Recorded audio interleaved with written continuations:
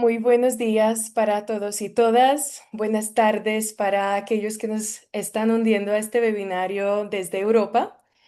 Bienvenidos, bienvenidas al webinario del día de hoy, donde hablaremos sobre las becas postdoctorales de las acciones Marie Skłodowska-Curie. Mi nombre es Victoria y soy una de las dos coordinadoras regionales para Euraccess en Latinoamérica y el Caribe.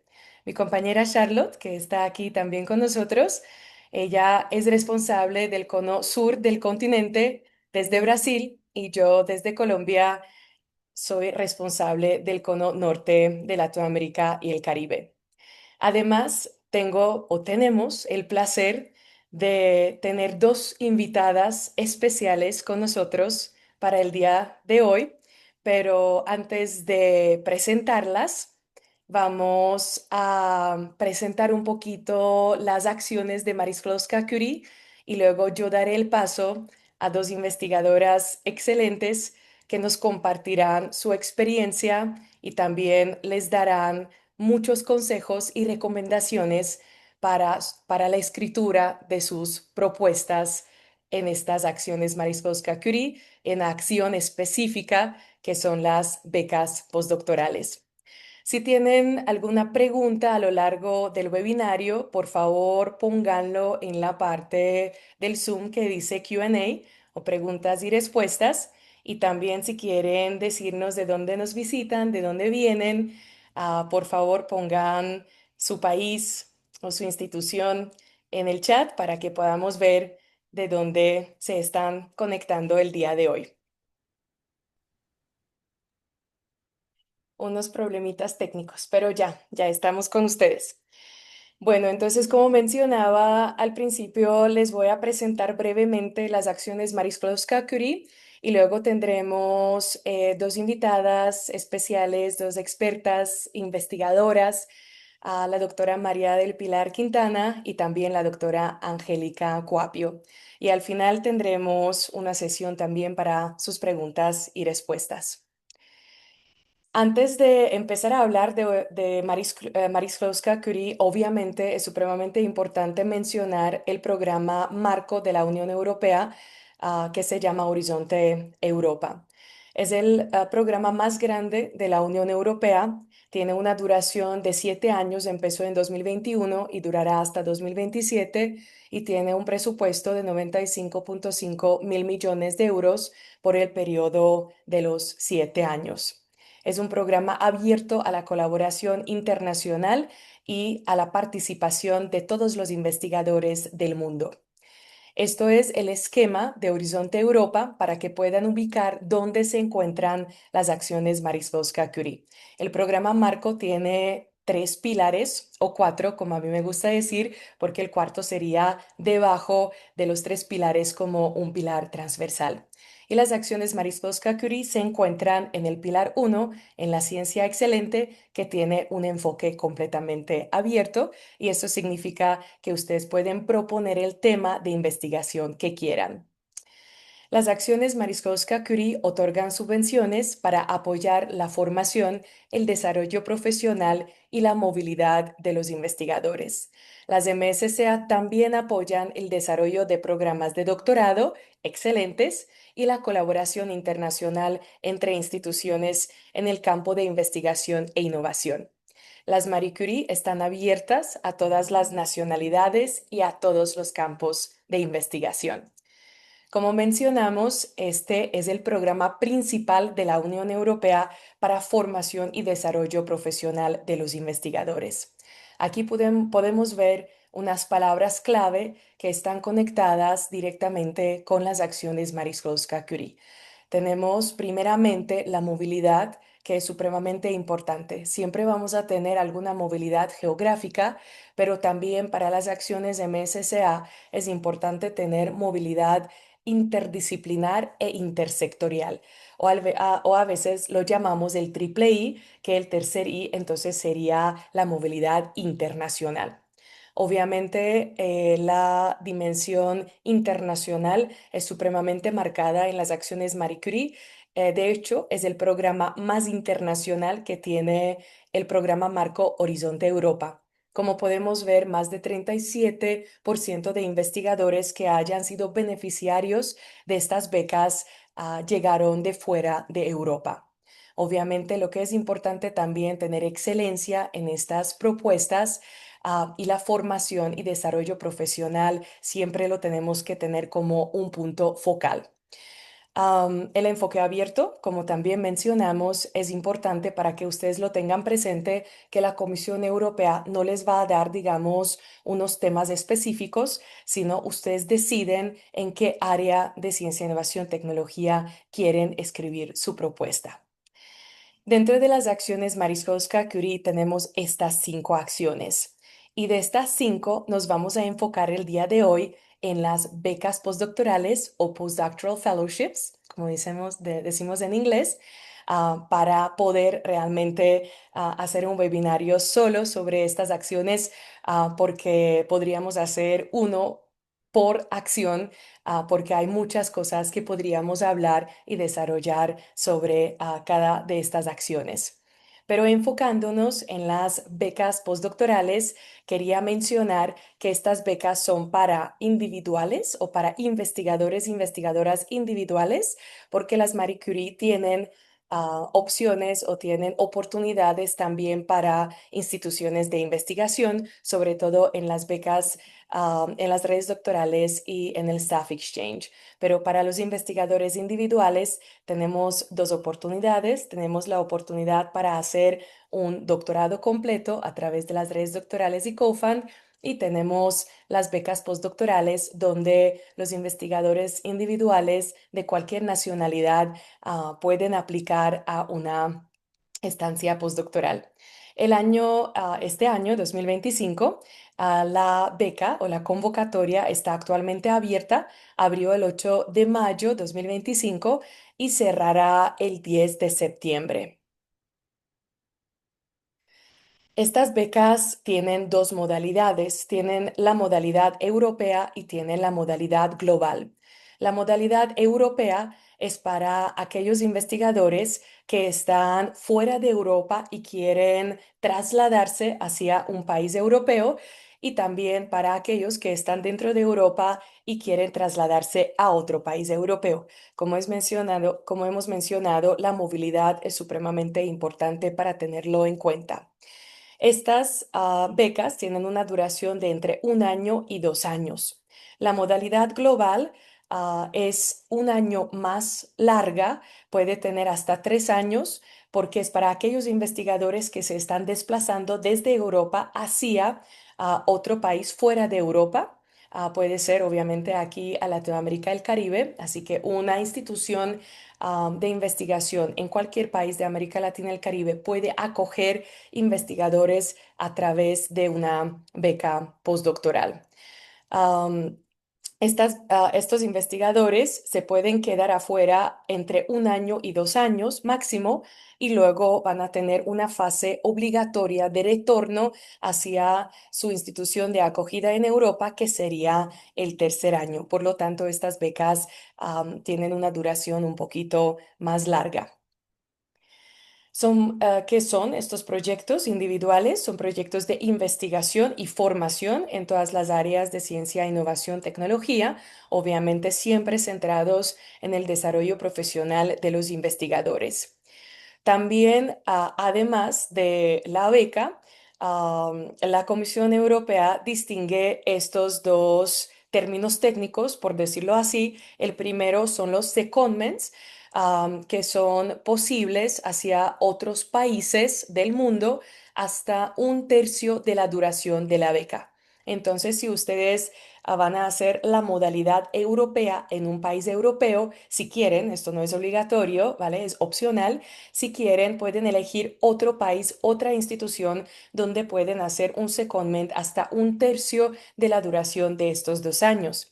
Y luego también tenemos algo que llamamos los placements, que es algo diferente comparando a secondments, y esto es un periodo adicional, opcional, de 6 meses pero solamente en el sector no académico. Entonces, si ustedes eligen la modalidad europea, van hacia Europa, se quedan 2 años en una institución de acogida europea, pueden quedarse 6 meses adicionales si quieren seguir la investigación en un sector no académico.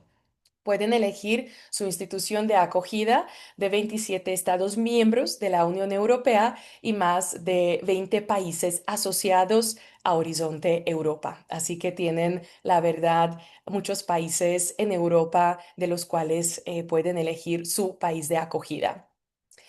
¿Quién puede participar en estas becas postdoctorales? Investigadores e investigadoras de cualquier nacionalidad que tienen el título de doctor y no tienen más de 8 años de experiencia en investigación de tiempo completo después de haber recibido el título de doctor. Entonces, por ejemplo, si yo recibí mi doctorado en 2020, yo tengo hasta 2028 para poder aplicar a estas becas postdoctorales. Pero obviamente, como cada regla, esta también tiene a sus excepciones y las excepciones las tenemos en esta diapositiva. Si ustedes, las mujeres, si han tenido o tienen hijos, pueden incluir el tiempo de maternidad, que es 18 meses por hijo. Luego también tenemos el permiso de paternidad. Si ustedes han tenido una baja por enfermedad de larga duración, o alguna interrupción de la carrera. Todo esto se puede incluir para aquellos que quisieran, digamos, alargar esta ventana de elegibilidad de los 8 años. Y para ayudarles, la Comisión Europea tiene un enlace, una herramienta que los dejo aquí en la diapositiva abajo. A través de este enlace, ustedes pueden entrar los años exactamente cuando ha recibido la tesis, si han tenido alguna de estas excepciones que acabamos de mencionar y al final les dirá la herramienta si son elegibles o no son elegibles para participar, por ejemplo, este año o siguiente. Esto también nos gusta siempre recordar a las instituciones de investigación de América Latina y el Caribe porque es una oportunidad realmente única, porque el investigador que pueden acoger desde Europa y se puede quedar hasta 2 años en las instalaciones de las instituciones de investigación aquí en América Latina y el Caribe están completamente financiados por la Comisión Europea. Así que les damos, digamos, esta bienvenida, o que usen o aprovechen esta oportunidad y acogen los investigadores desde Europa en sus instalaciones.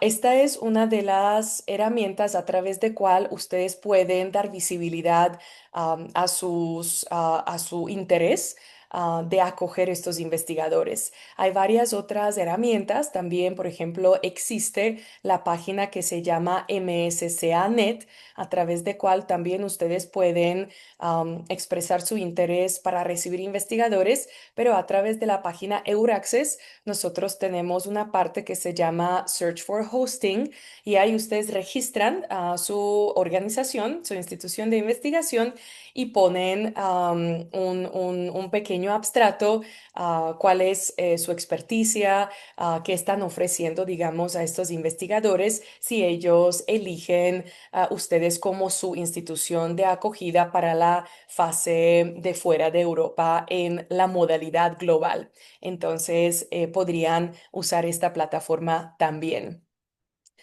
Y en cuanto al financiamiento para los investigadores y las contribuciones para las instituciones de acogida, podemos ver en esta diapositiva. Son casi 6.000 euros mensuales.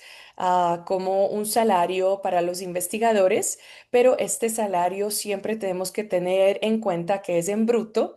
Esto significa que en el momento que el investigador, la investigadora firma un contrato, porque ustedes van a firmar un contrato con la institución de acogida en Europa, en este contrato ustedes van a tener todo incluido, los impuestos, seguro médico, seguro social. Entonces, de este porcentaje se deducirá el monto, lo que ven en la pantalla. Y obviamente cada país tiene un coeficiente de corrección diferente dependiendo del nivel de la vida de cada país. Adicionalmente, ustedes recibirán el subsidio de movilidad, que son 710 euros adicionales mensuales que pueden usar para ir a conferencias, para talleres, para hacer poster sessions, porque como mencionamos al principio, son becas que son para el desarrollo profesional de los investigadores, no solamente la excelencia del proyecto. Adicionalmente, pueden obtener también un subsidio familiar en el caso que tengan esposo o esposa o niños dependientes hasta 18 años, pueden recibir 660 euros adicionales mensuales. Y luego en la parte que dice contribuciones institucionales, que son 1.650 euros mensuales, eso iría hacia la institución de acogida y en el caso de la beca global, si ustedes aquí en América Latina y el Caribe serán una institución de acogida, también recibirán una parte de estas contribuciones durante la estancia del investigador. Y por ya ir finalizando, solamente me gustaría compartir con ustedes cuáles son los paneles científicos a través de cuales están pasando la evaluación de sus propuestas. Tenemos 8 paneles científicos, como pueden ver en todas las áreas de ciencia, innovación, tecnología, incluyendo ciencias sociales y humanidades. Así que ustedes deciden a cuál panel quieren mandar su propuesta. ¿Cómo están evaluadas estas propuestas? A través de estos 3 criterios de evaluación, que tenemos el criterio de excelencia, que es un 50% del peso, del monto completo, del puntuaje completo de la propuesta. Luego el impacto, que es el 30%, y el tercero es la implementación, que es el 20%. También para decirles que el umbral para que ustedes puedan ser financiados o considerado por ser financiados es al menos 70 puntos de 100. Me gustaría también compartir con ustedes las últimas estadísticas que salieron hace poquito, que es de la convocatoria de las becas postdoctorales de 2024, y esto es la modalidad europea, no la modalidad global. Entonces, la europea, y solamente estamos mostrando los países de América Latina y el Caribe. Entonces, ¿cuántos investigadores de América Latina han ido a Europa y actualmente ya empezaron su beca postdoctoral europea? Entonces podemos ver que tenemos una participación bastante buena, pero obviamente siempre podemos aumentar estos números y este webinario es uno de los espacios a través de cual queremos motivarles y queremos darles más información, asesoría, y estos consejos para que se animen y apliquen a estas becas. Y por último, también nos gustaría invitarles al siguiente webinario que se llevará a cabo el próximo 27 de mayo, porque también a veces los investigadores no sabemos quiénes podría acoger o quién será la institución de acogida perfecta para mi proyecto, para mi investigación. Entonces nosotros preparamos una serie donde 12 países europeos nos presentarán sus oportunidades, su interés de acoger investigadores de todas partes del mundo. Así que todavía tenemos cupos, por favor, conéctense el siguiente 27 de mayo para escuchar oportunidades por parte de estos países que pueden ver en la pantalla. Y aquí ya termino. Les dejo nuestro correo electrónico donde nos pueden escribir tanto a Charlotte como a mí, que sería lac@euraccess.net. Nos pueden encontrar en estas redes sociales donde también compartimos nuevas convocatorias, las becas, y a través de este código QR que ven en la pantalla se pueden registrar a recibir nuestros boletines. Si no lo han hecho ya, pueden hacerlo a través de este código. Bueno, y ahora ya me gustaría dar la palabra a la doctora María del Pilar Quintana, que es profesora asistente en el Centro de Medicina Aplicada y Parasitología en la Universidad de Copenhague, Dinamarca. Terminó sus estudios de pregrado y maestría en la Universidad Nacional de Colombia y su doctorado en el Instituto Karolinska en Suecia. María del Pilar fue beneficiaria del programa Erasmus Mundus y de las becas Francisco José de Caldas durante su programa de doctorado. Posteriormente, recibió una beca global de Marie Sklodowska-Curie que financió una estancia postdoctoral compartida entre el Centro Médico de la Universidad Vanderbilt en Estados Unidos y la Universidad de Copenhague en Dinamarca. María del Pilar, ah, el, la palabra Gracias es por la tuya. introducción, Victoria. Voy a compartir mi pantalla ahora. Ok,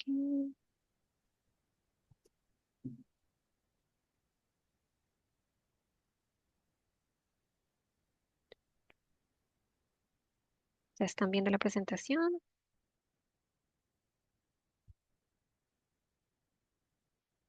¿Ya pueden ver mi presentación? Sí. Listo, muchas gracias.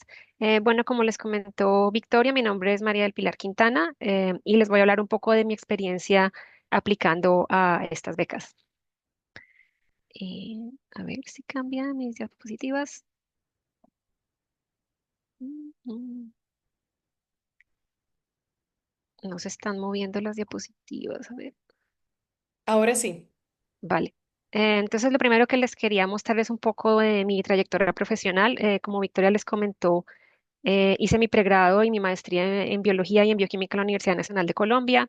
Luego me fui a Karolinska, donde hice mis estudios de doctorado y durante mis estudios también hice una estadía corta de investigación en el Instituto Burnet en Melbourne, en Australia.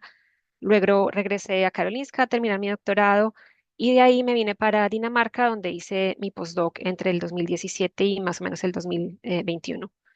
Luego en el 2022 fui a Estados Unidos al Instituto Médico de la Universidad de Vanderbilt con esta financiación de la Marie Curie Global Fellowship y en el 2023 regresé a Dinamarca en la fase obligatoria de retorno y desde el 2021 soy profesor asistente acá. Eh, lo primero que quiero comentarles es por qué presentarse a una Marie Curie.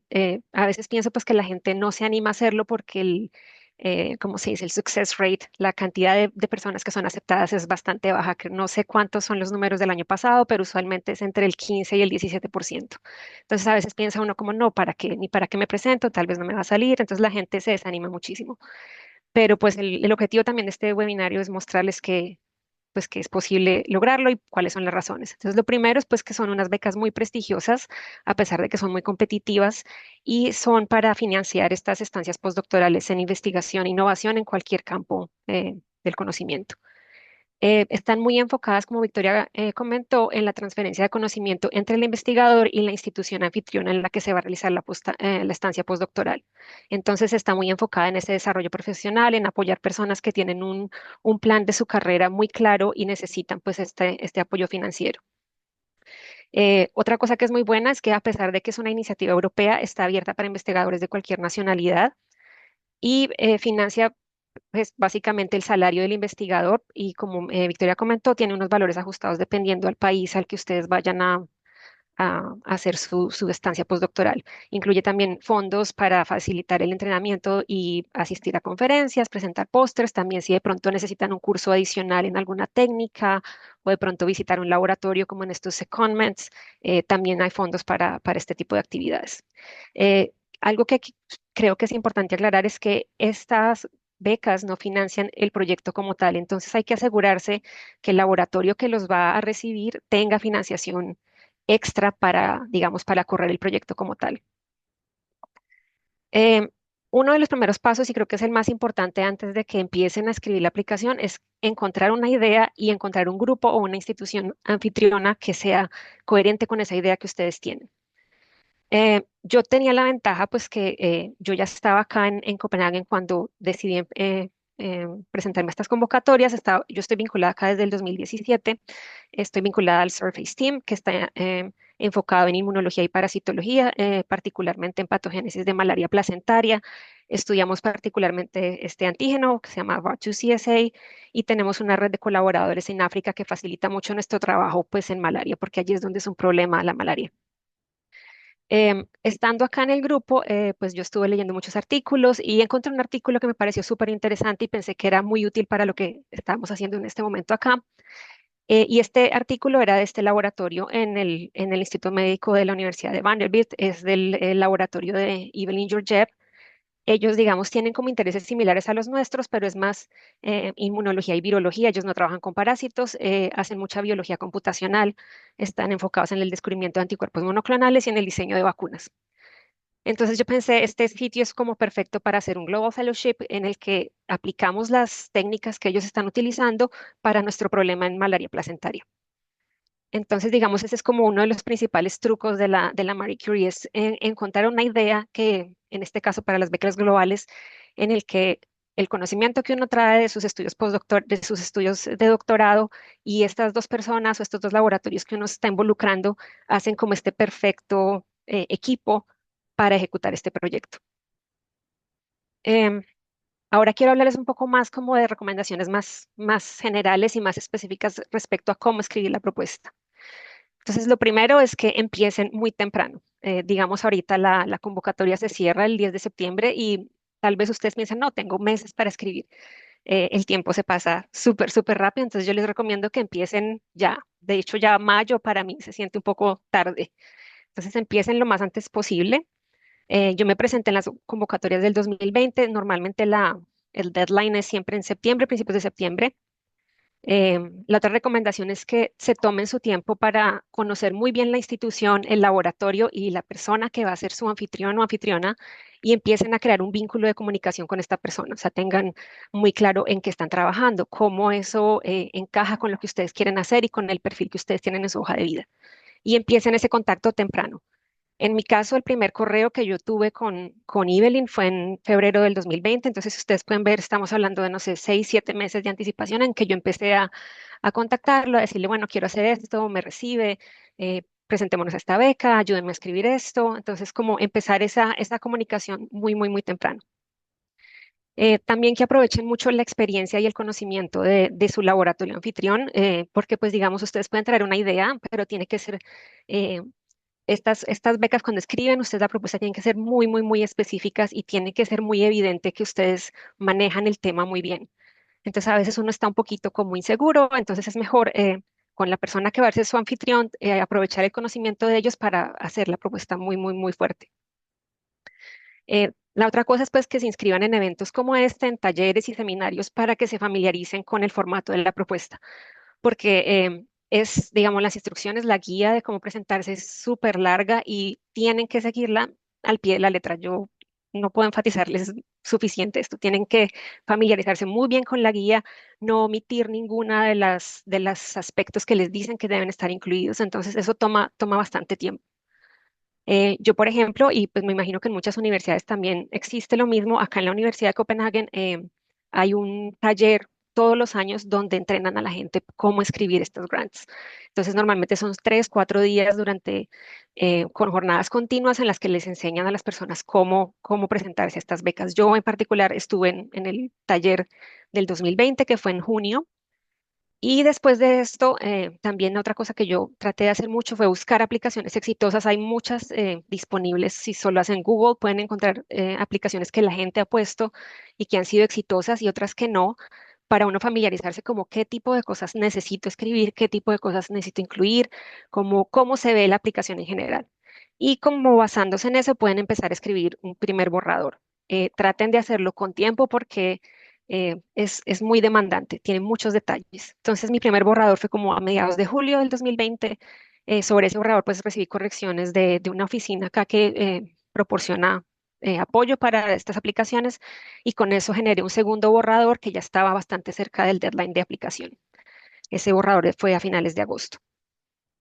Em, en cuanto al primer borrador, yo pues tenía una ventaja personal y era que yo me presenté a las del 2020 a las Global Fellowships, pero yo ya me había presentado en el 2017 cuando empecé mi doctorado acá, pero fue un intento fallido. Entonces tenía yo ya esa experiencia de haber escrito el grant, ya había recibido comentarios de ese rechazo inicial, entonces eso también ayuda, pues me ayudó mucho como a saber qué arreglar, a saber qué me había faltado la primera vez y mejorar. Entonces acá les estoy mostrando solo un poco de mi reporte de esa primera aplicación del 2017. Como ustedes ven, mi puntaje fue 85,8, que es pues un puntaje decente. Si recuerdan, Victoria les comentó que el mínimo es 70, pero a pesar de que tuve 85,8, eso no fue suficiente para que me aprobaran la financiación y simplemente le dan a uno como un diploma que se llama Seal of Excellence, en el que dicen pues que uno pasó ese threshold y que la aplicación es buena y que recomiendan que lo financien a uno si hay otra oportunidad de financiación. Pero pues en realidad esto no sirvió de nada porque en ninguna parte me recibieron ese Seal of Excellence para darme funding. A pesar de que ya tenía esa experiencia del 2017, mi primer borrador para la aplicación del 2020, cuando se lo envié a la persona que daba feedback acá en la universidad, tenía más de 100 comentarios o cambios. Entonces, por supuesto, pues eso es muy deprimente. Uno ve ese borrador todo lleno de comentarios y dice uno, no, o sea, esto no va a funcionar. Y yo lo que les recomiendo es que no desfallezcan ante esos comentarios y esas críticas, sino que trabajen con mucho tiempo y que sean muy receptivos a esas críticas constructivas y arreglen su propuesta. También para eso es muy importante pues que planeen un calendario como cuándo voy a tener mi borrador, se lo voy a mandar a tal persona, esta persona va a tomar una semana leerlo y mandarme comentarios y necesito yo tiempo extra para tener en cuenta esos comentarios. Entonces planeen muy bien eso para que no les coja la noche cuando sea la hora de someter la aplicación. Eh, ya como comentarios o recomendaciones más específicas, otra vez lean con mucho cuidado la guía oficial y revisen la plataforma donde uno somete la aplicación para que empiecen a familiarizarse y sepan exactamente qué documentos van a necesitar o qué información hay que incluir. Entonces, por ejemplo, acá estoy poniendo solo las dos partes principales en las que tienen que trabajar, que es la parte B1 y la parte B2. La parte B1 es la que describe básicamente el proyecto, todo el marco teórico, cómo lo van a hacer, cómo lo van a implementar, por qué es importante.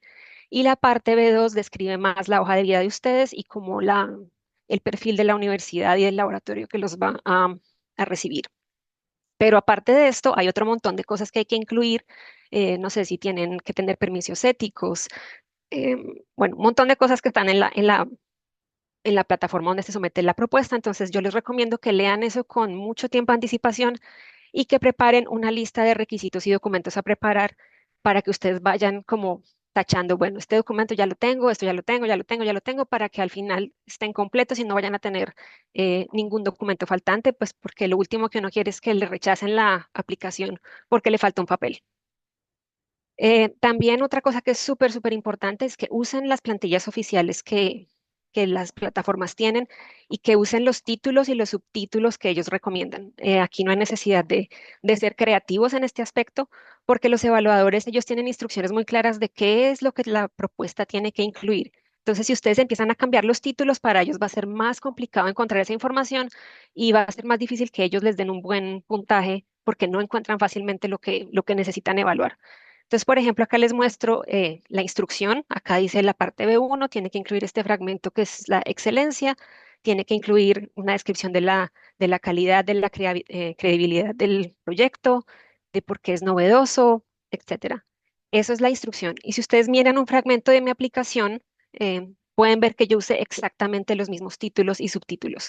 Y en el texto tienen que enfocarse en incluir exactamente la información que les piden. Si les están pidiendo un estado del arte de su campo, inclúyanla. Si les dicen que tienen que hablar los objetivos, por favor, inclúyanlos. Todo lo que diga que incluyan, no omitan nada de eso. La otra cosa es que si ustedes han trabajado ya en el mismo campo o en un campo similar, traten de incluir datos preliminares y artículos de su autoría que apoyen esas ideas presentadas, porque eso, pues, por un lado muestra la factibilidad del proyecto y también demuestra que ustedes son la persona adecuada para llevar a cabo ese proyecto. Les recomiendo también que dividan la propuesta en paquetes de trabajo y tareas dentro de esos paquetes de trabajo y que traten que esos paquetes de trabajo no sean interdependientes, porque si, por ejemplo, ustedes proponen, no sé, tres paquetes, pero el segundo paquete depende de que el primero salga bien, empiezan a haber problemas de, bueno, y si el primero sale mal, entonces el proyecto se acaba. Entonces tienen que tratar de mostrar que a pesar de que sean paquetes relacionados, si algo sale mal en uno o en el otro, el proyecto no se termina, sino que pueden seguir avanzando en sus ideas finales. Entonces acá les muestro también un fragmento de mi propuesta, donde muestro que yo propuse estos working packages, estos paquetes de trabajo, y dentro de cada uno de ellos estoy poniendo estas tarea uno, tarea 2, para que sea más fácil como de explicarle al evaluador la lógica del proyecto y que todo sea como más fácil de explicar y de leer. También les recomiendo que usen mucho el formato del documento como tal para resaltar ideas que sean importantes. Entonces, por ejemplo, usen negrilla para resaltar el objetivo o usen negrilla para resaltar el aspecto de por qué el proyecto es novedoso, por qué es innovador, por qué ustedes son buenos. Entonces, traten como de usar esas herramientas de formato a su ventaja para que el revisor pueda ver eso más fácilmente. También les recomiendo que hagan figuras explicativas. Yo en mi caso incluí solo una figura, pero en esa figura estoy mostrando un montón de cosas. Tengo una parte inicial que está hablando del estado del arte, un poco el marco teórico, y luego estoy mostrando toda la metodología de mi proyecto. Cada uno de estos paquetes de trabajo estoy explicando qué voy a hacer, qué me va a dar cada uno de ellos y qué estoy esperando obtener al final. Otra cosa es que esto es, como ya lo mencionó Victoria, es una beca individual, entonces es mejor que escriban en primera persona, no como cuando uno está escribiendo un artículo que trata de escribir en infinitivo o en tercera persona.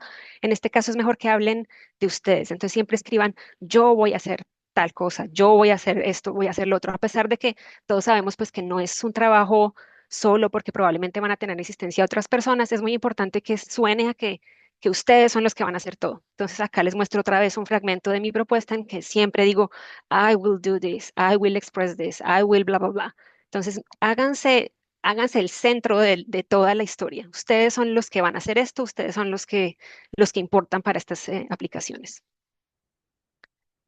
Otra recomendación es que sean ambiciosos pero realistas. Entonces es como encontrar un balance entre mostrar innovación con su proyecto, pero factibilidad al mismo tiempo. Entonces, sí, algo que sea muy innovador, pero que sea posible hacer. Y para eso también es muy importante que tengan un plan de contingencia en caso de que algo no funcione, de que algo salga mal. Eso es súper importante y una de las principales críticas que recibí yo en la primera propuesta fue eso, que yo no tenía planes de contingencia para cada uno de mis paquetes de trabajo. Entonces tienen que poner como si esto sale mal, no pasa nada porque yo tengo este otro plan, tengo plan B, tengo plan C, entonces el proyecto no se va a acabar si algo sale mal. También les recomiendo que usen un diagrama de Gantt. Yo también incluí esta figura y esto lo que les ayuda a mostrar es en el tiempo de la beca cómo van a hacer el trabajo. Entonces, en este caso, yo, por ejemplo, pongo cuándo en estos 30 meses, como la mía era global, yo tuve 30 meses de financiación, yo puse cuándo iba a ser cada uno de mis paquetes de trabajo y en cuál de las fases. Entonces, por ejemplo, acá en amarillo puse todo lo que era en Estados Unidos y en verde, acá en los años, los meses, todo lo que hice de vuelta en Copenhague. Es importante que pongan esos paquetes de trabajo, cuándo los van a hacer cada una de las tareas. Otra cosa que es muy importante es que tengan estos hitos o estos milestones después de cada paquete de trabajo y eso lo que indica es cómo el proyecto, cómo va progresando. Entonces eso también es muy importante que lo pongan explícitamente en la aplicación porque si no van a tener comentarios negativos y eso les va a bajar su puntaje. También es muy importante que incluyan los entregables, que incluyen, por ejemplo, los reportes del Marie Curie. Tuve que entregar un reporte a final de la outgoing phase cuando volví a Estados Unidos y luego un reporte final cuando se acabó el grant. También es importante que resalten las actividades de capacitación porque, como Victoria lo mencionó, esto es una beca de formación profesional. Entonces es importante que esas actividades de capacitación o el training by research esté muy explícito también en este calendario. También que tengan muy claras sus actividades de difusión, no solo como en el campo de ustedes, como ir a conferencias donde estén mis colegas, sino también actividades de difusión con el público en general. Entonces es importante que tengan todo eso en cuenta porque si omiten alguna de estas cosas que la guía les exige, van a empezar a reducir, a reducir, a reducir su puntaje. Eh, vale, sí, eso también es lo de la comunicación, también tratar pues de hacer comunicación con la gente del común, no solo con colegas expertos. Y ya como para como para darles ánimo, les vuelvo a mostrar mi aplicación fallida. De nuevo, solo tuve 85,8 de puntaje y acá estoy mostrando, desglosando los tres ejes en los que califican, el de excelencia, el de impacto y el de implementación. Y como ustedes pueden ver, tuve 4,4, 4,5 y 3,7. Entonces, por ejemplo, en el de implementación, claramente me faltó poner muchas más cosas. Eh, pero a pesar de eso, yo soy testigo de que es posible, a pesar de tener una aplicación fallida, corregir. La idea del proyecto cambió entre esta primera aplicación fallida y la nueva, pero también la forma como yo escribí la aplicación. Y en la propuesta exitosa, mi puntaje fue de 97 sobre 100, entonces fue pues una mejora bastante significativa. Y si ustedes ven los puntajes de cada uno de los ejes de evaluación, pues hubo una mejora bastante considerable y eso explica por qué fue exitosa la aplicación. Entonces, es solo pues darles mucho ánimo, decirles que sí es posible. Hay que trabajar bastante en estas aplicaciones, pero pues vale la pena. Y como unos mensajes finales, de nuevo enfatizar que es una beca de capacitación individual. eh, Piensen que tienen que vender la idea, entonces traten de escribirla en una forma simple, en una forma clara, que se note entusiasmo, que la persona que la lea reciba ese entusiasmo y sobre todo que haya innovación en su propuesta. Tengan en cuenta que la persona que o los evaluadores que van a leer esto no necesariamente son expertos en su campo, entonces tienen que tratar de escribir las cosas para que prácticamente cualquier persona entienda, porque si se ponen muy técnicos y la persona que lee su proyecto no es así de experta, la persona se va a aburrir y no va a entender la propuesta y por eso mismo le va a dar un puntaje que tal vez no sea lo mejor. Em, Otra cosa es que piensen en lo que ustedes quieren transmitirle a su evaluador. Pienso que es muy importante que después de que el evaluador lea propuesta, sienta estas cosas que voy a poner en esta lista ahora. Es importante que ellos piensen que ustedes y esa institución anfitriona que los va a recibir o ese laboratorio son la pareja perfecta. Tienen que transmitir esa idea de que ustedes solos no pueden, la universidad sola no puede, pero ustedes juntos son la pareja perfecta para llevar a cabo este proyecto. Que el proyecto es muy innovador, que es ambicioso, pero que es factible de desarrollar. También que sea muy claro que ustedes como el beneficiario van a adquirir nuevo conocimiento y habilidades y no es solo que digan como, voy a aprender cosas, no, tienen que ser muy, muy, muy específicos. ¿Qué cosas van a aprender? ¿Cómo las van a aprender?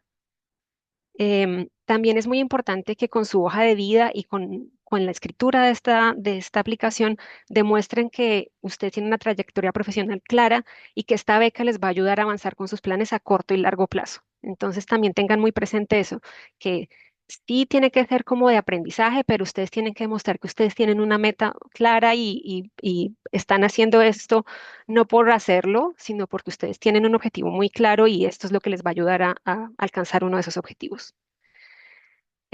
Por último, quiero pues Bueno, comentarles que pues, nosotros, bueno, dime, pues ya no tenemos más tiempo, mi querida. vale, Entonces, si podrías, por favor, solamente... sí, eh, esta es la última diapositiva.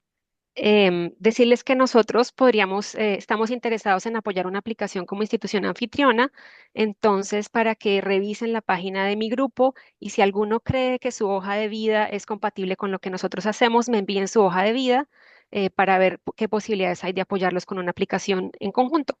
Y acá en la universidad va a haber un taller para entrenarlos cómo hacer la aplicación, pero la fecha límite de inscripción es el 26 de mayo. Entonces, si están interesados, contáctenme tan pronto como sea posible. Y ya, muy buena suerte para todos y que ojalá les salga su beca. Muchísimas gracias por compartir toda tu experiencia. La verdad, yo digo que siempre aprendo algo. Cada año puedo escuchar muchos investigadores, pero siempre es algo novedoso e innovador. Así que muchas gracias.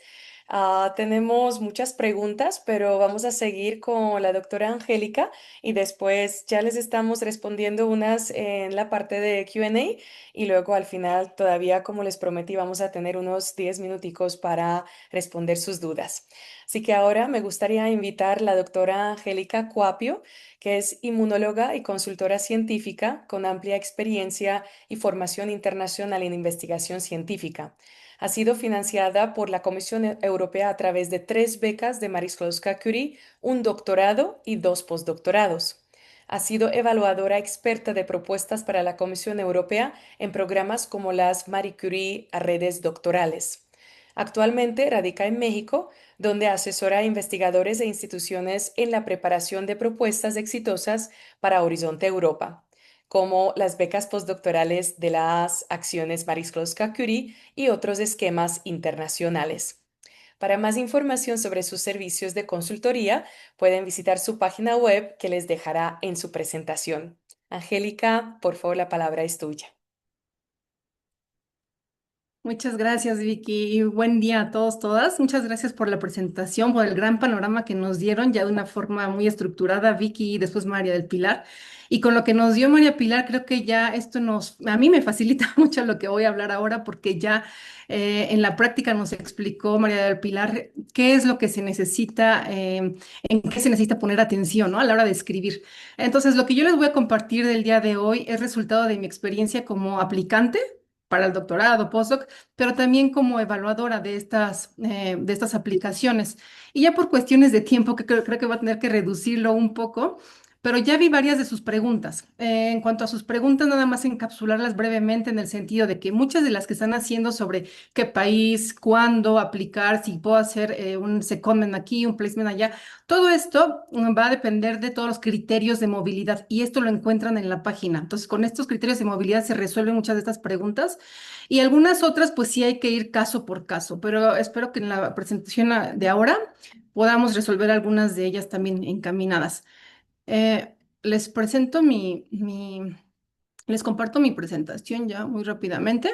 Aquí está, tiene mi página en caso de que tengan cualquiera consulta, cualquier pregunta, voy a estar encantada de contestarles. ¿Ya ven mi presentación, Vicky? Súper. Listo. Creo que con lo que nos dio Pilar nuevamente ya me ahorré muchísimo. Entonces, ahora tratando de recapitular un poco en qué etapas se pueden encontrar todos ustedes. Tenemos una gran audiencia que se debe encontrar en diferentes etapas de su aplicación. Puede ser que apenas se encuentran terminando el doctorado o ya estuvieron aplicando a alguna posición postdoctoral, no necesariamente Marie Curie. Puede ser que ya están aplicando a una Marie Curie o la están explorando, puede ser que están considerando posiblemente otras alternativas o que ya están aplicando directamente o que ya están avanzados, ¿no? Como bien dice María del Pilar, es muy importante el tiempo que le dedicamos a todo este proceso y ese tiempo incluye desde la búsqueda de posibles proyectos de investigación hasta posibles mentores, instituciones. Entonces hay que hacer todo un análisis muy específico de todas estas diferentes partes del proceso. Se necesita mucho tiempo, pero siempre es posible. Si bien algunas aplicaciones podrán tomar algunas semanas, quizá un par de meses, otras podrán tomar hasta un año, 2 años, ¿no? Como habían sido algunos casos en que aplicas y no, y tienes una aplicación fallida. Ese también fue mi caso. En el último postdoc yo me tardé 3 meses en escribir, pero mañana, tarde y noche. Tenía una bebé, mi mamá fue a ayudarme a Austria mientras escribía mi aplicación para dedicarme completamente a esto. Pero entonces, si lo planeamos mejor, también esto puede resultar de una forma más factible, ¿no? Esto ya lo mencionó Vicky, pero es muy importante resaltar. Las fechas, porque con esto podemos darnos una idea de más o menos cuánto tiempo nos puede tomar algo, en este caso una aplicación a unos programas de alto calibre. Si bien la semana antepasada se abrieron las convocatorias y cierran en septiembre, esto no quiere decir que inmediatamente vamos a comenzar con nuestra posición. Si se dan cuenta, en febrero es cuando dan los resultados. Es decir, va a haber un tiempo de espera muy largo. ¿Y qué van a hacer en ese tiempo de espera? Siempre sugiero tener una estrategia, ¿no? Tener diferentes alternativas en caso de que esto no ocurriera. Tocamos madera, siendo científicos, científicas, pero es importante considerarlo. El grado de complejidad, el grado de dedicación, de disciplina que hay que tener para poder aplicar a una de estas oportunidades. Si bien los resultados son en febrero, hasta abril del próximo año es cuando se puede tener acceso al financiamiento. Es decir, casi un año es lo que nos va a tomar desde el momento que decidimos hacer una aplicación de este tipo hasta el momento en el que podemos empezar con el proyecto. Entonces, muchas veces me han preguntado, ¿vale la pena aplicar a una postdoctoral fellowship? Y la gran mayoría siempre dirá, sí, vale la pena porque pues puedes tener grandes beneficios. Sin embargo, yo creo que no necesariamente vale la pena para todos porque habrá diferentes situaciones, circunstancias en las que ya estás más avanzado o avanzada o menos. Entonces hay que determinar todas estas, los elementos que son importantes para determinar si vale la pena en este momento aplicar o mejor, fortalezco mi currículum, un poco fortalezco mi experiencia por un año y aplico a la siguiente, ahora ya que sé cómo funcionan estas becas. Y ahora, importante lo que mencionó María de Pilar anteriormente, ¿cuál es la tasa de éxito para las postdoctoral fellowships? Va entre 10 a 15%, ¿no? Entonces, hay mucha competencia y todo el tiempo que vamos a dedicarle a esto es tiempo que no vamos a dedicar a otros asuntos. Entonces, hay que siempre poner en la balanza todos los elementos. Y si bien son unas becas muy competitivas, donde nos evalúan de pie a pa, ¿no? De la A a Z nos evalúan, también nosotros hay que evaluar el programa, ¿no? No solamente el programa el que estamos aplicando, que ya van a ver con los enlaces que les comparte Euraccess, sobre todo los documentos a los que hay que tener acceso, a los que hay que leer, a los que hay que revisar. También hay que evaluar otros asuntos, por ejemplo, con quién queremos hacer o realizar nuestro proyecto, en qué grupo, en qué institución, departamento, en qué universidad, en qué país y qué tipo de financiamiento hay para lo que yo quiero aplicar. Entonces, en este asunto siempre resalto la importancia de tener una alineación. Alineación personal en cuanto a nuestros intereses muy holísticos, ¿no? Intereses de cuál es mi visión para una carrera científica, una carrera profesional. ¿Cuál es mi visión profesional? ¿Cómo me veo en 5, 10, 15 años? ¿Y dónde me veo haciéndolo? Entonces, todos estos elementos son mutuamente importantes, ¿no? Y de beneficio mutuo entre ellos. Ahora, lo que mencionaron anteriormente, hay varios documentos. Uno de ellos, los más importantes, sería el Work Program, los anexos generales, y todo esto lo encuentran en la página. Ya compartió Charlotte también el enlace donde encuentran todos estos documentos. Entonces, siempre que doy charlas alrededor de estos temas, siempre sugiero que se lo tomen, se lo consideren como un católico consideraría la Biblia o como un médica y principalmente en medicina interna, conocería el libro Harrison o matemáticas, Baldor, etcétera. Tienen que conocérselos a detalle, porque esto es lo que nos va también a permitir tener mayor éxito, ya que si conocemos qué es lo que ellos están pidiendo, vamos a saber cómo contestar. Y ya lo ejemplificó muy bien María del Pilar con justamente estos ejemplos de dar. Si te preguntan o te piden diferentes lineamientos, ¿no? Puntos, repetir el título o subtítulo en tu aplicación, porque esto nos ayuda a nosotros los evaluadores, evaluadoras, a dar seguimiento de una manera más empática, pero también más objetiva. Y si entonces ustedes cambian títulos, esto complica todo el proceso de evaluación. Hay varios componentes dentro de la aplicación para estas postdoctoral fellowships. Hay la parte A, la parte B. La parte A consta de los formularios administrativos. Esto se responde de manera en línea. Entonces aquí te van haciendo toda una serie de preguntas en las que tienes que rellenar con los aspectos administrativos de la universidad, institución a la que vas a ir como coordinador, pero también alguna institución en la que puedas realizar algún o algunos secondments. Entonces aquí vas a necesitar ayuda y consejo y también información de la institución a la que vas. Por eso que se necesita mucho tiempo porque se tienen que pedir muchos favores. Necesitamos información de otras personas. En la parte B está la formulación técnica. La parte B1 se refiere al proyecto en sí. Y este proyecto tiene un máximo de 32 páginas que incluye múltiples documentos, pero en sí el proyecto se escribe en 10 páginas. Entonces, el número de páginas de 32 es cuando incluyes todos los demás documentos que se piden. Por ejemplo, el CV del supervisor o de los colegas con quien van a trabajar, los colaboradores, etcétera. Pero en esta parte del proyecto B1 vas a tener estas secciones, como bien mencionó Victoria, excelencia, impacto e implementación. Mientras que en la parte 2 se trata de un documento sin límite en la que también vamos a tener que referir ahora descripción de las organizaciones participantes. Si bien en la parte A se trata de aspectos administrativos, en la parte B2 se trata de la descripción de los proyectos de investigación, las líneas de investigación, de los antecedentes, las trayectorias de las personas con quien vas a trabajar, de tus colaboradores, etcétera, cartas de compromiso, etcétera.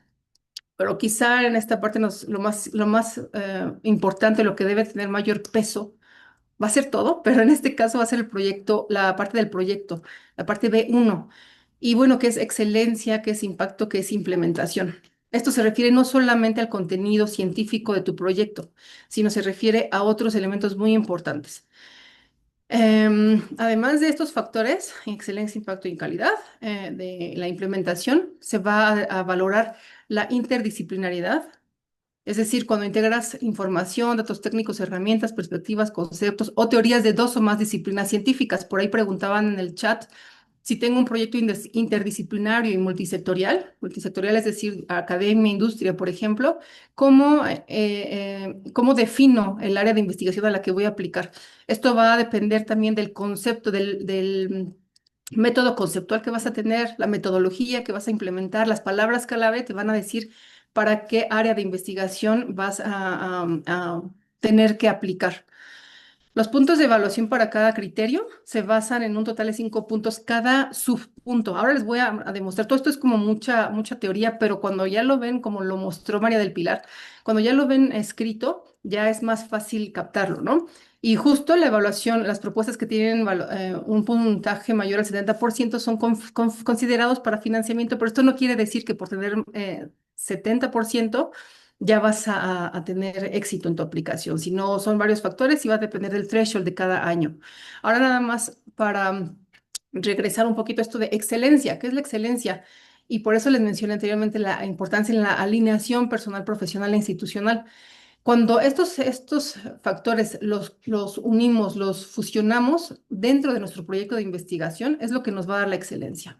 Es decir, ¿qué tanta alineación, emparejamiento hay entre tu experiencia, tu trayectoria con el supervisor, supervisora con quien quieres ir, con las líneas de investigación que están manejando allí, con lo que te interesa hacer? ¿Qué tanta alineación hay entre el instituto y lo que quieres hacer? Y entonces esto nos va a dar la pauta para hablar de excelencia. No solamente es el proyecto de investigación, sino son todos estos factores. Ahora, una estructura básica para una propuesta de investigación puede ser verse así, ¿no? Cuando aplicas para algún programa, no necesariamente este del Marie Curie, pero cualquier otro programa, lo que te van a pedir para cuando hay que enviar alguna propuesta de investigación, hay que tener estos elementos, ¿no? Ya los conocen. Título, objetivo, justificación, el state of the art, metodología, a qué institución vas a ir, describir un poco, hablar sobre el impacto y el plan de desarrollo, el cronograma, los recursos. Como ya vimos en el ejemplo de María Pilar, puedes hacerte uso de estas imágenes, de recursos visuales, tablas, diagramas, etcétera. En el caso de las Marie Curie, esto se complica un poco porque no es solamente lo que tenemos que escribir va dirigido al proyecto de investigación, sino son muchos otros aspectos. Por ejemplo, los voy a dar a continuación, pero en este caso lo que yo les sugiero muchísimo, y no solamente para la Marie Curie, sino en general, cuando estén tratando de aplicar a una posición postdoctoral, piensen no solamente en qué van a hacer en cuanto a su proyecto de investigación, sino piensen y traten de cuando lo piensen de escribirlo, ¿no? ¿Por qué tú? ¿Por qué aquí? ¿Y por qué ahora? Y estas son las respuestas que obtengas de esas preguntas son las que puedes escribir de forma pues sistemática, estructurada y te van a permitir entonces llegar a estos criterios de excelencia, de impacto y de implementación. Ahora, ¿qué es la excelencia? Y excelencia se califica considerándola no como el todo para evaluar los proyectos, sino como nada más una mitad de lo que es importante para que seas financiado. Entonces, aquí resalté que para excelencia es muy importante evaluar el proyecto de investigación, claro que sí, pero también al investigador y a la supervisión que va a tener. Por eso es importante entablar una relación previa para saber qué es lo que puedes esperar con tu futuro supervisor, supervisora, ¿no? La metodología claramente, la ambición e innovación del proyecto, sí, pero estos aspectos son muy importantes. Capacidad del investigador y también de la institución y la calidad de la supervisión. En cuanto al impacto, aquí también se va a evaluar cuál es el impacto a nivel de la formación del candidato. ¿Cuál es el impacto para su futuro? Le va a abrir las puertas en la industria, en la academia, en la docencia, etcétera. ¿Cuál es el impacto a nivel de la investigación y de la innovación? También cuáles son las estrategias de comunicación, diseminación, explotación de resultados y si hay o no hay buenas prácticas de ciencia abierta. Esto es muy importante desarrollarlo en el proyecto. Y ahora implementación, ¿cómo lo vamos a hacer? Y no solamente cómo vamos a realizar el proyecto, sino también, perdón, cuáles son los riesgos que hay en caso de que no ocurran o no se lleven a cabo estos work packages que mencionó María del Pilar. ¿Qué es lo que pasaría si si tenemos un problema, ¿no? ¿Cómo vas a mitigar esos riesgos? Esta distribución de tareas y recursos, que en los templates lo van a encontrar como deliverables, como work packages, como milestones, etcétera. Entonces hay que hacerlo muy estructurado, ¿no? Cómo adecuar la infraestructura y los recursos de la institución a la que vas como coordinador, pero también a los secondments, cómo los justificas y cuál es el plan de formación, ¿no? ¿Por qué, para qué vas a requerir hacer estos secondments en el caso de que aplique? Y miren, les comparto aquí la tabla de contenidos que van a encontrar ahí en los templates, pero esto es básicamente lo que van a tener que escribir y que desarrollar. Y esta tabla de contenidos es la que aplica a cualquier proyecto de investigación. Entonces tienen aquí la parte de excelencia, que se refiere al proyecto de investigación, acción e innovación, la parte de calidad en cuanto al desarrollo del investigador, investigadora, y la calidad de la supervisión. Luego la capacidad del investigador para tener posiciones en el futuro y y su madurez profesional, el impacto en diferentes niveles y la implementación. Entonces, si ven cada uno de estos puntos es a lo que me refería con que son cinco diferentes criterios que se evalúan en cada uno de estos subpuntos. Y eso es lo que nos ayuda al final al evaluar tener una suma, un puntaje. Es decir, es casi como un checklist y dar un puntaje. También es importante todas estas áreas, que es la parte B2, el CV del el investigador con quien queremos ir y además de las instituciones, capacidad de las organizaciones y todos los aspectos éticos. Y ahora nada más para ya casi concluir, les traigo un bonus que es una estrategia que les quiero compartir. Miren, cuando están buscando y cuando están tratando de escribir su proyecto de investigación, van a tratar de llenar todos estos aspectos. Pero una sugerencia es que busquen también qué aspectos se van a evaluar a la mitad o al término de su propuesta, de su proyecto. Y cuando saben qué es lo que se va a evaluar, entonces eso lo pueden implementar en su propuesta. Y aquí les comparto esta tabla de contenidos que se encuentra también en el programa. Y es todo el contenido de los aspectos que se van evaluando durante y al final de un proyecto de investigación. Entonces, si esto no se los piden, algunos los piden, pero otros no. Si estos puntos no están, si no se los piden dentro de la aplicación principal, les sugiero incluirlos. Por ejemplo, esto de ética e integridad, sí hay un apartado que está aquí, miren, aquí en la parte B2, aspectos éticos, pero pueden integrar un poco más dentro del proyecto de investigación, pero también la supervisión, etcétera. Eh, Igualdad de género e inclusión, Open Science, importantísimo. Y así, o sea, pueden ustedes ir determinando qué aspectos pueden ustedes incorporar. Y un ejemplo ya más aterrizado es esto, que es muy nuevo, que es la Carta Verde, el Green Charter, que se trata en general, es un código de buenas prácticas, ¿no? Que se dirige a los investigadores, investigadoras, pero también a las instituciones y en realidad se trata de las medidas para minimizar el impacto ambiental de sus actividades de investigación. Y estos son los ejemplos en los que se puede uno pensar en qué se va a evaluar al final de tu estancia, ¿no? De tu estadía allá. Si ya sabes esto es lo que puedes integrar también en la implementación, por ejemplo, de tu proyecto. Y ese es un tip que les comparto para poder reforzar un poco sus aplicaciones, porque al final lo que necesitamos pues es tener mucha credibilidad con que el proyecto que están ustedes planteando va a ser realizable, ¿no? ¿Cómo, por qué, cuándo, y qué estás tú además considerando como factores externos que no te están pidiendo necesariamente, pero que los puedes integrar? Y finalmente, bueno, ya con estas tres sesiones que les dimos el día de hoy, que claramente es una hora en la que estamos presentándoles algo, contenido muy generalizado, pero que también se puede llevar a cabo pues, presentaciones de horas en cada uno de los diferentes aspectos. Lo importante para ustedes, creo que les quisiera compartir es ubicar en qué momento o etapa están del proceso, ¿no? Y que entonces, ya que se ubicaron en alguna de estas etapas, ¿qué es lo que necesitan? ¿Necesitan una idea, una institución, una estrategia? ¿Qué es en sí lo que necesitan para entonces seguir delineando su plan?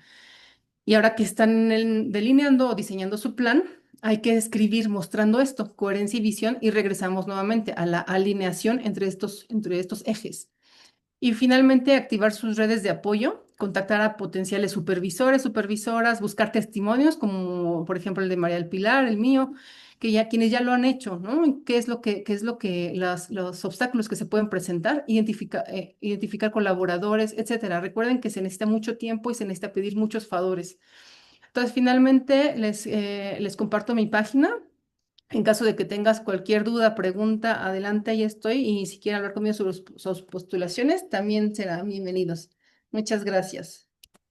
Muchísimas gracias, mi querida Angie, por toda esta presentación realmente tan importante e interesante, yo creo que para todos, que nos ha generado aún más preguntas en la parte de Q&A. Yo creo que podríamos resumir un poquito, dado el corto de tiempo que nunca tenemos suficiente al final del día y no queremos que al final como estos webinarios se alarguen a tanto tiempo. Me gustaría resaltar un par de cosas antes de darle la palabra a las dos ponentes del día de hoy. Me gustaría compartir con ustedes que en América Latina y el Caribe tenemos algo que llamamos los capítulos de los alumnis de Marie Sklodowska-Curie. Estos capítulos se crearon a lo largo de los últimos 5 o 6 años. En este momento en el continente tenemos un capítulo para Chile, para Argentina, para Brasil, para México y tenemos el quinto capítulo que es el capítulo andino-caribe. Y dentro de este capítulo también pertenece Colombia, Perú, Ecuador, países de América Central y el Caribe. Entonces está como más incluyente a los investigadores que no tienen sus capítulos individuales.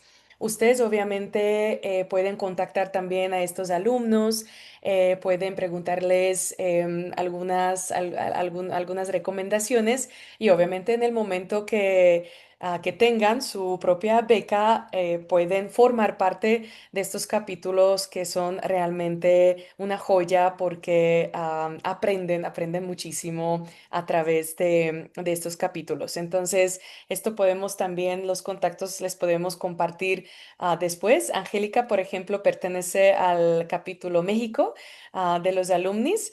Así que a través de este capítulo también están haciendo algunas sesiones informativas, algunos eventos.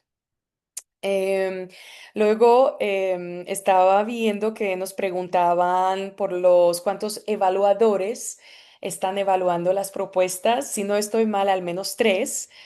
Si esto sigue siendo la verdad, entonces al menos tres. Y como nos dijo también Pilar, van a recibir siempre comentarios por parte de los evaluadores. Así que si no pasa por la primera vez, por favor sigan intentándolo y ojalá que salga la segunda o tercera vez. También quisiera aclarar la modalidad global. Quisiera decir que todas las nacionalidades pueden aplicar a una beca postdoctoral. No hay restricción de nacionalidad. Si ustedes están en este momento en América Latina, el Caribe, de cualquier nacionalidad, pueden aplicar a una beca europea, la modalidad europea, para ir hacia Europa hasta 2 años. Como pueden ver en este ejemplo del día de hoy, María del Pilar es colombiana, pero aplicó a una beca global. ¿Por qué es posible? Porque también las personas que no son europeas, que no son ciudadanos europeos de un país europeo, pero han tenido o tienen una residencia larga de al menos 5 años en un país europeo, pueden aplicar a una beca global. Entonces ella como colombiana, estando viviendo en Europa, pudo aplicar a una beca global para ir hacia los Estados Unidos y luego volvió como su fase de retorno obligatorio el tercer año para Dinamarca. Entonces eso también es algo que ustedes pueden hacer, pero como digo, mínimo 5 años consecutivos con una residencia en un país europeo. Y ahora ya quiero que me ayuden ustedes, por favor. Muchos de los asistentes nos están preguntando por publicaciones. ¿Cuántas publicaciones? Si es necesario tener algunos, cosupervisados o solos. Por favor, si me ayudan con esta respuesta. Pues yo hasta donde yo sé, no, digamos, oficialmente no hay un requerimiento mínimo ni máximo de publicaciones. Sin embargo, pues todos sabemos que sin duda alguna tener publicaciones más y en mejores revistas, pues es una ventaja porque eso demuestra la calidad del candidato. Pero digamos que la forma como son evaluadas las Marie Curie, siento que lo más importante es el factor de excelencia. Si ustedes recuerdan, este parte de la excelencia es el 50% del puntaje. Entonces, si el proyecto y la ejecución como tal están muy bien explicados, es posible que ustedes compensen un poco las falencias que tengan en su hoja de vida. Si ustedes tal vez tienen una o dos publicaciones, obviamente yo entiendo que uno siente como, no, yo no soy un candidato ideal, pero hay que tratar como de mostrar que igual ustedes tienen la capacidad de publicar, que de pronto no tienen papers, pero tienen proyectos que llevaron a cabo a conclusión. Entonces, digamos, es como tratar de venderse, no solo el proyecto, sino uno como persona, como investigador, demostrar que creer en uno mismo digamos, ser muy positivo en cómo presenta las cosas en la hoja de vida y en el proyecto y tratar de compensar eso. Pero pues sí, sin duda alguna, si tienen más publicaciones, pues la hoja de vida se va a ver mejor. Eso sí, no, pues no es ningún secreto. Sí, solo para complementar, no hay número mínimo. Yo mi primera beca para doctorado no tenía ningún artículo publicado. Para los postdocs ya claramente sí, pero es importante toda esta evaluación holística, ¿no? De la persona a dónde va, toda esta alineación. Entonces, si no tienes publicaciones, ¿cuál es el contrapeso? Puede ser el proyecto, el impacto, la implementación, el lugar a donde vas y las perspectivas para futuro. Entonces, no se dejen vencer por esas alineaciones. Muchísimas gracias. Luego también nos preguntaron algunos sobre el número de los supervisores que pueden tener. Entonces, yo creo que solamente un supervisor principal, pero en el caso de, por ejemplo, estos secondments que se permiten a lo largo de la beca, que es hasta un tercio de la duración de la beca, que algunos eligen a tener otra institución dentro de su estancia postdoctoral. Ahí tendrían, digamos, otro supervisor. Esto quizás, Angélica, ¿tú sabrías? Sí, aquí también les voy a pasar otro tip.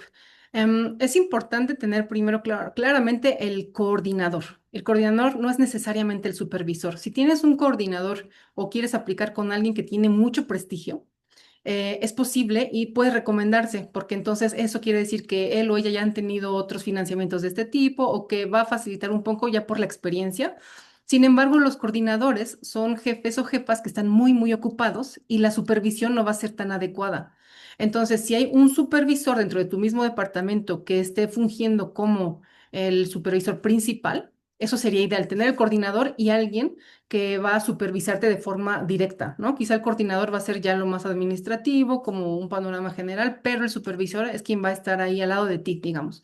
Si tienen esto implica que entonces entendieron que el coordinador quizá no va a estar ahí mañana, tarde y noche, pero sí está poniendo a alguien, es decir, que está siguiendo lineamientos adecuados de supervisión. Y después, cuando hay estos secondments, ahí sí es muy importante tener el supervisor principal y si es posible también alguno que esté cumpliendo una función más asistente, ¿no? Pero esto es muy importante y por eso es que la parte B se puede extender muchísimo en extensión, se puede extender muchísimo en el número de páginas porque puede ser que tengas varios supervisores y hay que explicar por qué esas personas. Entonces ahí es donde pueden también ustedes tomarse ventaja de explicar un poco más y tener más contacto con sus propios supervisores, ¿no? Muchísimas gracias. Tengo otra pregunta muy específica. Nos preguntan si uno tiene un proyecto intersectorial e interdisciplinar, ¿cómo definir el panel al cual aplicar? Por disciplina de origen, dice, en mi caso, vengo de las ciencias humanas y trabajo en desarrollo de tecnología low cost y ambiente. Ahí mi respuesta sería... Va a depender mucho del contenido del proyecto de investigación. Si tu proyecto está dirigido más al área de ciencias sociales, humanidades, entonces el área en sí de elección va a ser ciencias sociales y humanidades, pero si el contenido, la metodología, todo lo conceptual, state of the art, está más relacionada con el área de, en este caso, ¿qué era? no recuerdo cuál era el otro que mencionaste, pero digamos es tecnología, innovación, AI, por ejemplo.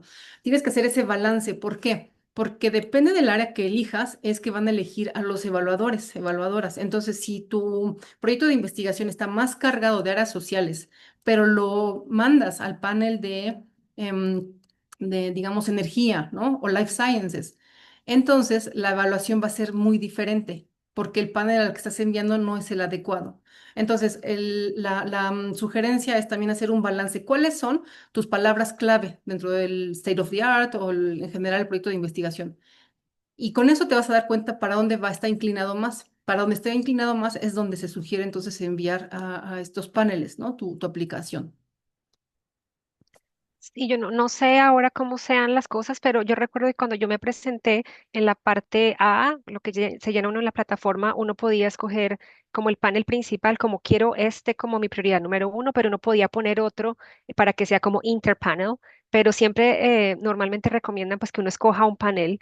Por lo mismo que explica Angélica, si el proyecto termina en manos de una persona que no entiende el campo, es probable que le dé un puntaje bajo, simplemente porque no entiende el campo. Entonces es muy importante escoger el panel y yo sí pienso que es mejor escoger uno solo, para no arriesgarse a que decía que termine en manos de la persona equivocada. Mm. Y justo lo que mencionas, que si tu proyecto ya involucra aspectos de interdisciplinariedad y multisectorialidad, entonces qué mejor de elegir el panel donde te sientas más fuerte, porque todos estos otros aspectos van a reforzar tu aplicación. Sin embargo, si vas a un panel que no es tan adecuado, aunque tengas los criterios de multidisciplinariedad, multisectorialidad, no van a reforzar tu aplicación. Al contrario, se va a sentir débil porque se siente como que está un poco diluida, ¿no? Entonces, elige en el que estés más fuerte y refuérzalo con las otras disciplinas o sectores. Así es. Bueno, yo creo que tenemos tiempo para una última pregunta y es una pregunta también de varios de ustedes.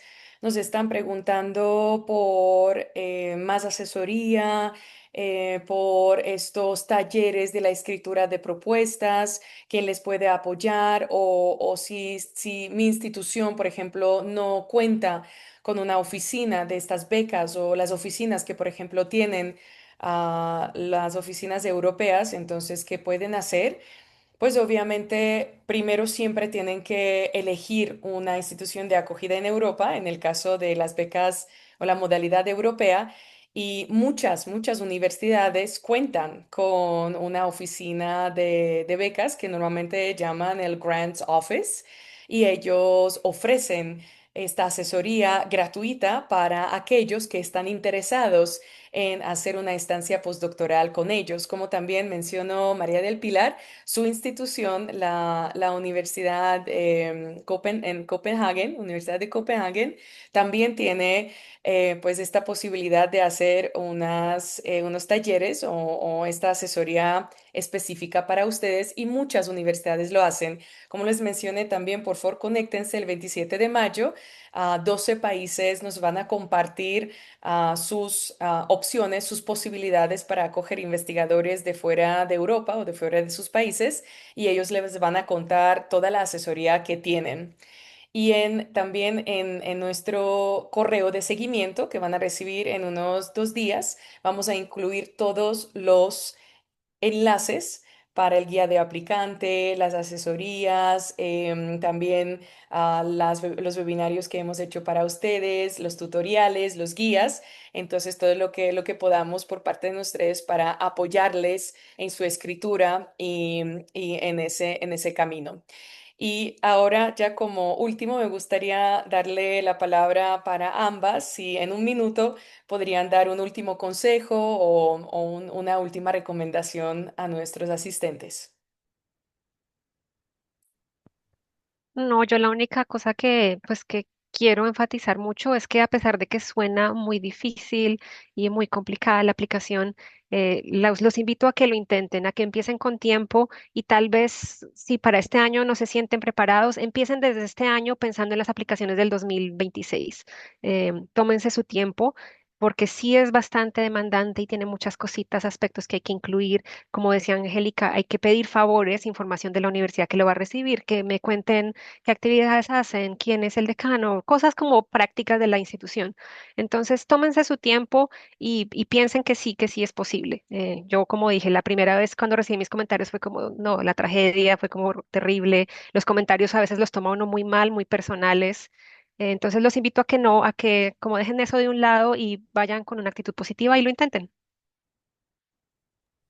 Estoy muy de acuerdo con lo que dices, María de Pilar. Yo le sugeriría también como pensar en que cuando una puerta se cierra, se abren múltiples puertas. Entonces, cuando no te rechazan, no quiere decir fracaso, quiere decir que aprendiste mucho en el camino y que puedes mejorar para la siguiente fase. Se pueden obtener hasta, o sea, no solamente una beca Marie Curie, puedes tener varias. Yo soy un ejemplo de eso porque por ahí preguntaron si ya tenía una beca Marie Curie o financiamiento, ¿puedo aplicar a otra? Sí puedes. También si ya tienes un postdoc en otro lugar o en otro programa, puedes aplicar a un postdoc aquí. Lo importante siempre es estar informado, ¿no? Entonces siempre para tomar las mejores decisiones hay que estar muy bien informado, tener el conocimiento a la mano, la información para poder elegir mejor. Y para cerrar, pues yo quisiera también compartirles esa comunidad que estamos tratando de formar, se llama Estrategias Científicas. Estrategias para una sólida reputación científica, ¿no? Entonces, ahí compartimos también muchos aspectos relacionados con información, con información, pero también algunas herramientas relevantes, ¿no? Para sus aplicaciones. De ahí les dejé el enlace y pues nada, que también se acerquen a Euraxes, por ejemplo, si tenemos a estas grandes titanas, a estas gigantas de Latinoamérica, ellas son las que también pueden guiarles un poco. Existen los NSPs, National Contact Points, no todos los países tienen, pero muchos países tienen. Y también esto que mencionó es muy importante, Vicky, lo último, que si quieren y si les interesa aplicar, por ejemplo, digamos, a Dinamarca, entonces se toman un curso en la universidad a la que quieren ir a Dinamarca. No un curso en España o en Suecia, sino al que van, es donde les van a dar todas las claves puntuales del lugar al que van a ir y es lo que les va a ayudar entonces para describir bien todos esos aspectos que son los que se van a evaluar. Entonces hay que hacer esta alineación, ahí también ahí aplica lo de alineación y emparejamiento.